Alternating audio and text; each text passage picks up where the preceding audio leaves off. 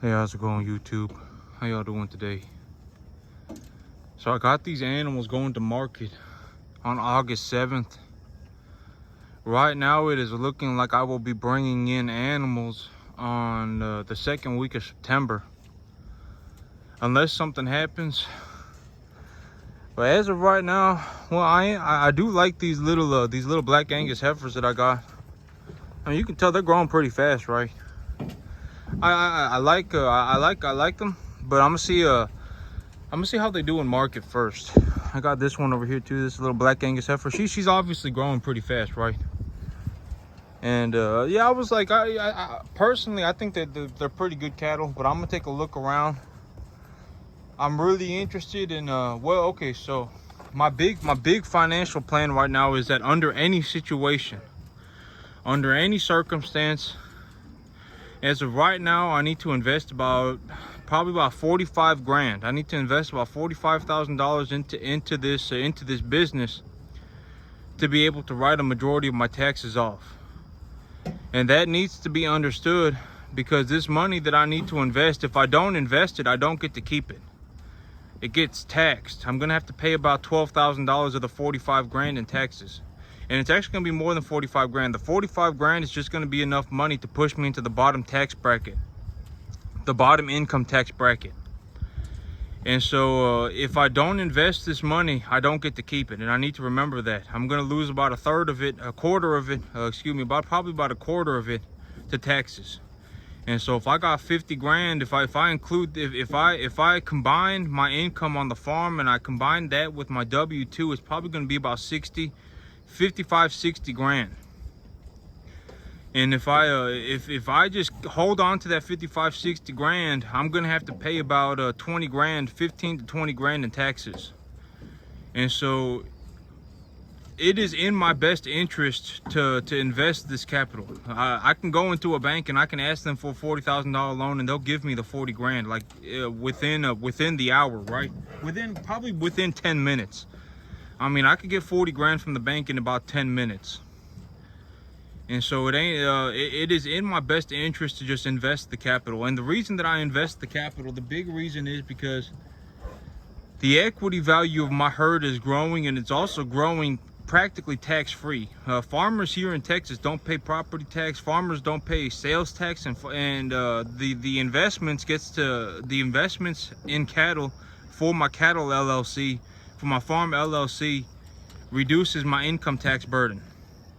And so my income tax is practically zero as well. So I don't hardly pay. I still pay stuff like Social Security and stuff like that, from my understanding. I don't know exactly the taxes. I know I still pay taxes, but the big ones are the ones that I don't pay. Income tax, property tax, sales tax. I don't pay those three, and that's a huge chunk of taxes.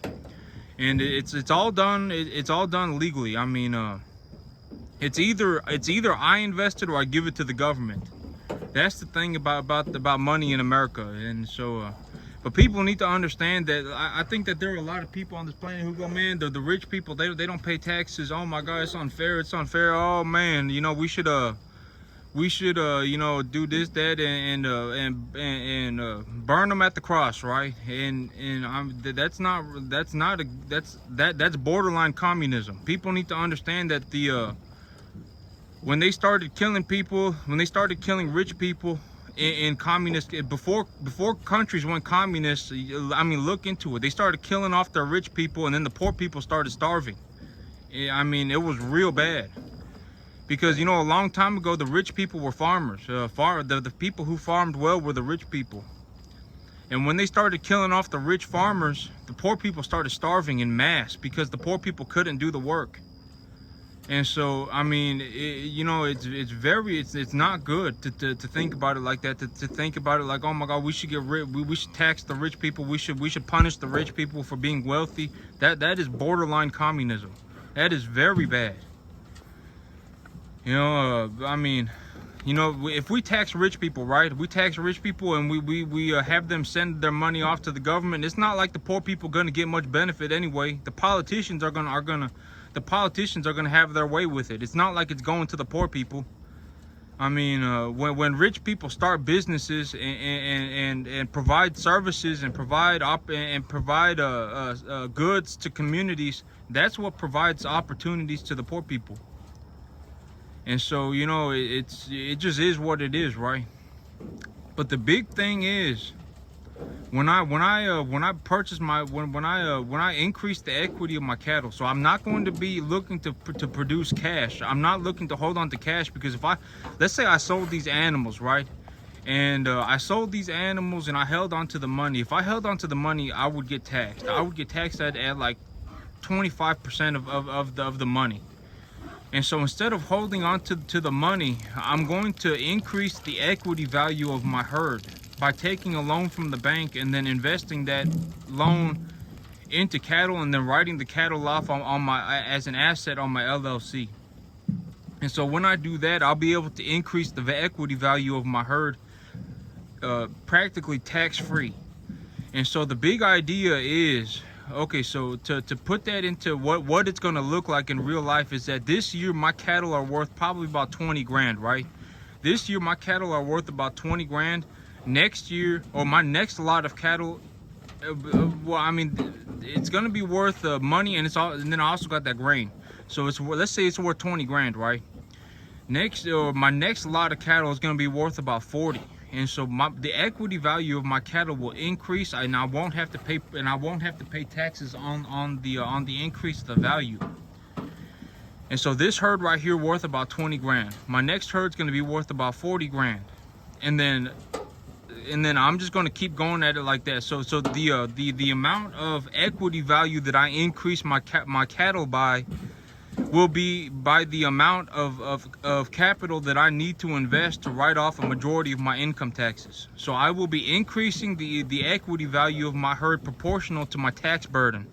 So if I look at my taxes one day and I say, okay, I need to pay taxes on 60 grand, I'm going to look into investing about 50 grand so I can drop my income tax burden down to the $10,000 income tax bracket.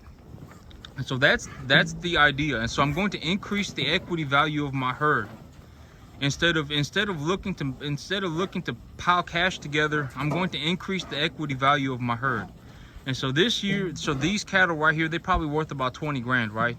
My next lot of cattle probably going to be worth about 40. And then after that, you know, I'm going to have to keep the ball going, because, well, I mean, these cattle, if I bring them in small, if I bring them in like these black Angus heifers that I got right now, if I bring them in small, and let's say I put them on a 90-day program and I feed them real hard and I put grass under them, it's going to put weight on them real fast. I could probably put about 200 pounds on them, about 210 pounds on them in 90 days. These little calves too. I could put weight on them real fast. And so, yep, like this is one of the black Angus heifers right here. You see these two right here? They're growing real fast. And so, and when I bring in steers, they're probably going to grow even faster. And so I'm going for #1 steers. And #1 steers, the big benefit to having #1 steers is that I won't need as many animals to write off my taxes. And so I won't need to handle as many animals. If I bought all heifers, I'll need to buy more animals, because the heifers are cheaper. The steers are more expensive than heifers. And so, but this is a steer right here. This is a pretty good looking steer right here. But yep, I'm going to be that's the big idea plan. And as of right now, well, I'm considering I may need to take about 2 to 3 weeks. I mean, I'll have to see. The big thing right now is that I need to find #1 graded cattle. And if I find #1 graded cattle, I'd be willing to run cattle through August. Because right now, one of the big things that I need to do is that one of my biggest tax write-offs is grain. And so I got cattle and I got grain. Those are the two things that I don't mind spending the bank's money. I don't mind taking a loan to purchase grain, and I don't mind taking a loan to purchase cattle, because I know that if I purchase good quality grain and I purchase #1 cattle, I can liquidate the cattle at any moment, and I can turn the grain back into capital by feeding it to the cattle, right? And so I'd rather hold on to cattle than cash, and I'd rather hold on to grain than cash. Because if I turn the money into grain, I don't have to pay income tax on it, and I also get an income tax deduction. And if I same thing with the cattle. If I take my money and I purchase cattle, I don't have to pay income tax on it, and I get the tax deductions on it too. And so I would rather hold on to cattle and grain than cash, to a certain point. I mean, if I don't have it, like let's say like right now, I got about $400,000 in loans, and I need $2,300 a month to pay the bank. So the bank gives me 400 grand, and I pay the bank $2,300, right? I need to have $2,300 in my bank account at the end of every month to make sure I can pay the bank back, because if I don't pay the bank back, the bank's going to come after me. And so up to that point, cash is important. But after that, after I have enough cash to handle my debt services, if I see an opportunity to build my wealth, to build the equity in my herd and stuff like that, so that stuff is more important than holding on to more cash. If I see an opportunity to essentially put my money to work, and I mean a realistic opportunity, like I'm not saying go and take a loan from the bank and buy Bitcoin or something. I'm not saying that. I'm not saying go and take a loan from the bank and purchase some super obscure thing that nobody knows about and hope that you're gonna make money. My big plan to increase my wealth, to increase the equity value of my herd, and to put my money to work is to purchase #1 graded cattle. And also, it needs to be understood that raising cattle, I know I say this all the time, but I mean, raising cattle is extremely difficult work. I mean, all of these cattle, they needed to be vaccinated multiple times. I've had multiple animals that needed antibiotics. I've needed to I've probably read hundreds of papers on how to grow proper quality grass for animals, on how to put feed together for these animals, and I mean, it took a blistering amount of work to put this together. And I think a lot of people, they don't know unless they know. The only people that can really appreciate this to the full extent, I think, are other cattlemen. Because the people who run cattle, they understand that what I do is almost impossible, and that's why most people don't do it. I mean, in terms of raising 2.5 weight, 3.5 weight cattle, all of these, a majority of these calves, when they came here, they were 2.5 weight, 3.5 weight animals, unweaned. And so, I mean, just consider that. And then I bought them in the middle of a blistering drought. I mean, would I do that again at this point? Absolutely not. I mean, it was so hard. I'm serious. It was like, man, I would have to wake up at like 3, 4 in the morning to go and check to see if my animals, because if I had an animal that I gave antibiotics to in the evening and it was real sick, I'd wake up at 3 or 4 in the morning to go check up on it, and I was working all hours of the day. I mean, it was real bad. It was real bad. And I mean, but figuring this out was extremely difficult. And I mean, just go out into the world and take a look around. Who does this, honestly? Almost nobody, right? And there's a reason for that. I mean, if somebody wants to prove me wrong, go for it. I mean, if somebody wants to try and go run a whole bunch of 2.5 weight, 3.5 weight calves, I mean, be my guest, right? Look around on YouTube. How many people do you see running 2.5 weight, 3.5 weight calves? Almost nobody. I mean, it just is what it is, right?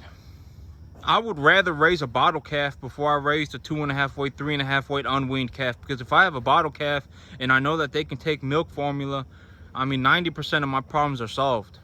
Because they'll come running in to drink milk, and I can put the grain out in front of them, and they can chew on the grain whenever they want and live off the milk. But a 2.5 weight, 3.5 weight calf unweaned, we're talking about one of the most difficult things to ever possibly do. But that's it for me today, YouTube. Y'all have a good one.